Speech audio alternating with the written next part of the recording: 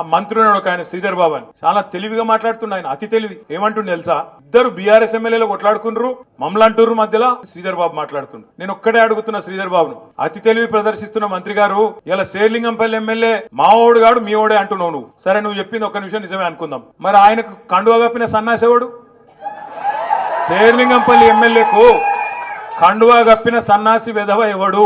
మా బీఆర్ఎస్ ఎమ్మెల్యేల ఇంటింటికి తిరిగి వాళ్ళ కాళ్ళు మొక్కుకుంటా, వాళ్ళ కాళ్ళు పట్టుకొని పోచారం శ్రీనివాసరెడ్డి ఇంటికి పోయి, కడియం శ్రీయర్ ఇంటికి పోయి, కేశవరావు గారి ఇంటికి పోయి కాళ్ళు మొక్కి కండువాలు కప్పుతున్న దౌర్భాగ్యుడు సన్నాసి వెధవ ఎవడు? చెప్పు చెప్పు శ్రీధర్ బాబు, నేను అడుగుతున్నా. చెప్పుకున్నదందుకనే కొద్దిగా సిగ్గుమానం ఉండాలనా లేదా? ఇప్పుడు ఏమైపోయింది మీ శేర్లింగంపల్లి ఎమ్మెల్యే పరిస్థితి? అది అంటారు చూడు హిందీలో సామెత, దోబీకా కుత్తా నా గారు కా నా ఘాట్.